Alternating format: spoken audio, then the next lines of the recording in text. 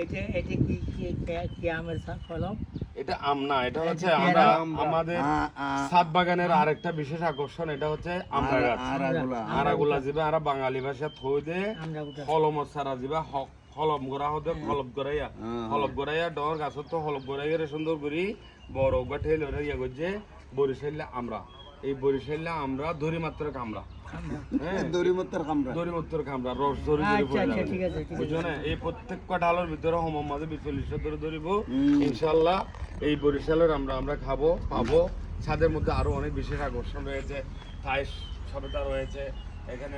মানে আমাদের যে অনেকগুলা অনেক নাম বলে শেষ করা যাবে না। এলাচ আছে, আম্রপালি আম আছে, তারপরে হিমসাগর আম আছে, তারপরে থাইল্যান্ড ব্যানানা আছে, তারপরে আরো এই অনেক ধরনের ফল ইত্যাদি সবকিছু রয়েছে।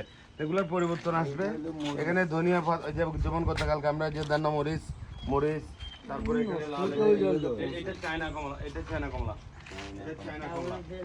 এই যে লাল এটা এই যে কি দেখছে না, এটারে বলা হচ্ছে তরিস গাছ। এটা বোম মরিচ বলে। আর এটারে কি বলা হয়, অনেকে বলে যে মরিচ বলে না, তরিস আরব দেশেরটা হই আর মরিচ কয়। এই যে এখানে দেখা যায়, এখানেও দেখা যাচ্ছে নাগা মরিচ পাইকে গেছে।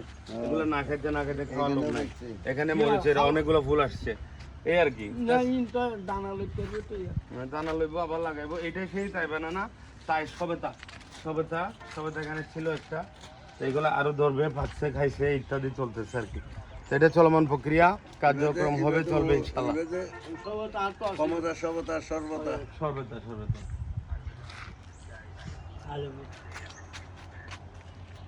তো সম্মানিত viewers, I am welcoming to education. ও দাদা, এখান থেকে ওই যে বেরিবাদ যেটা দেখা যাচ্ছে, এটা কি নদী? আমরা যে বেরিবাদটা দেখতে পাচ্ছি, আপনারা দেখতে পাচ্ছেন, এটা শুধু বেরিবাদ নয়, এটা আগে উঞ্চে প্রাং পর্যন্ত বিস্তৃত ছিল।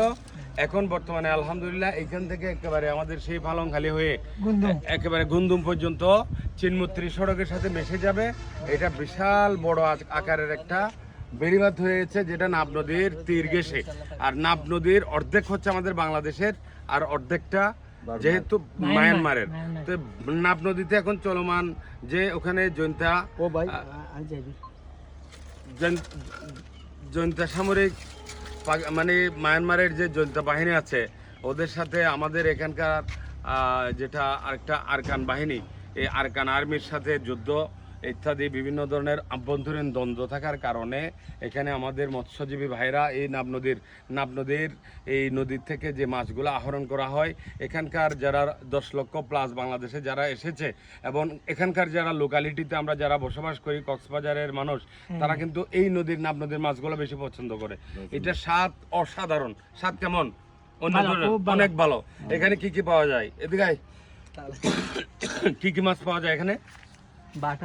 বাটা মাছ, গুল্লা মাছ, তারপরে দেশীয় মাগুর যেটা আমরা হইর মাছ বলি, তারপরে ফাঙ্গাস এটা ফানো যায়, তারপরে বাইলা মাছ পাওয়া যায়, তারপরে ইলিশ মাছ পাওয়া যায়, দাঁতিনা মাছ পাওয়া যায়, তারপরে তেলাপিয়া পাওয়া যায়, থাইল্লা মাছ পাওয়া যায়, তারপরে বিছাতরা মাছ পাওয়া যায়, আরো বহুত ধরনের মাছ আরা পাই, যেন লবণাক্ত হালকা মানে লোনা পানির মাছ।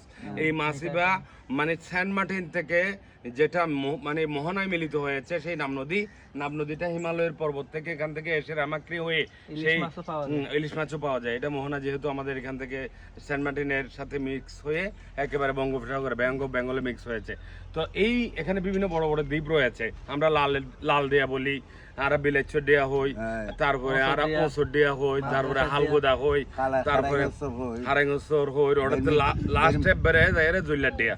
তো জলিলের দ্বীপ পর্যন্ত গিয়ে অনেকগুলো ছোট বড় দ্বীপ রয়েছে, যে দ্বীপগুলো কিছু দ্বীপ বাংলাদেশের আর কিছু দ্বীপ মায়ানমারের।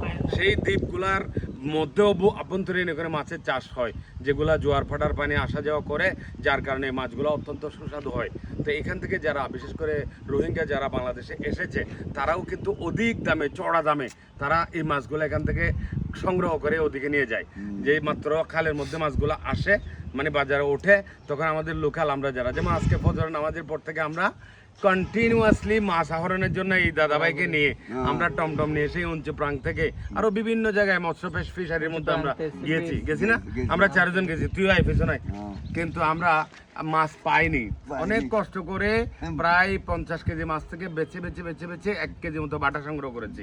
আর সাম্মা ইসা যেটা বলে সাদা ইসার ছোট ভাই, এই সাম্মা ইসা হাফ কেজি নিয়েছি, আর বেশি মাছ নেই নাই, লইলা ইসা অ্যাভেলেবেল ছিল, এগুলো আমরা ইচ্ছা করে নেই নাই, ছোট মাছ দেখা। আর ওই যে ইয়ার থেকে ওই পশ্চিম পাশ থেকে ওই মাছগুলো আমরা নেই নাই। তো আমরা চেষ্টা করি করব, আমরা এখানে যেহেতু উপকূলীয় অঞ্চলের কাছাকাছি আছি, আমাদের জন্য দোয়া করবেন। আর আমাদের এই সীমান্তবর্তী এলাকার জন্য শান্ত থাকে। আমার মায়ের দেশ, আমার গ্রাম, আমার নারী, মায়ের মাতৃত্ব এখানে যারা আছে তাদেরকে আমরা মন থেকে অনুধাবন করি তারা যেন ভালো থাকে, সত্যিকার অর্থে তারা যেন ভালো থাকে। জেলেরা যেন মাছ চাইতে পারছে, আহরণ করতে পারছে না। আমাদের বাংলাদেশের যারা জেলে বলতে যারা মাছ আহরণ করে জীবিকা নির্বাহ করে, তারা যেন আল্লাহর রহমতে সুন্দরভাবে মাছগুলো আহরণ করতে পারে। কিছু অসাধু ব্যবসায়ী মাছ আহরণ করার নাম নিয়ে মাছের সাথে বিভিন্ন অবৈধ দ্রব্য, বিশেষ করে চোরাচালানের কারবার করে এবং ইয়াবার ব্যবসার মতো বাজে কাজ কারবার করে বিদায় আইন শৃঙ্খলার বাহিনী ওখানে যাওয়ার জন্য রেস্ট্রিকশন করে দেয়। তো এই সমস্ত ঝামেলা থেকে আমাদেরকে আল্লাহ যেন হদায়ত দান করে, আমরা যেন এগুলা থেকে দূরে থাকতে পারি এবং সঠিক পন্থায় যেন ওই যে সত্যকারের অর্থে যারা আমাদের মৎস্যজীবী জেলেরা যেন মাছ আহরণ করার মাধ্যমে তারা সঠিকভাবে তাদের জীবন জীবিকা নির্বাহ করার মূলধারায় ঠিক থাকতে পারে, তাদের জন্য আমরা দোয়া করি। আসসালামু আলাইকুম। আমরা সবাইকে সবার কাছ থেকে দোয়া চাই, ভালো থাকবেন।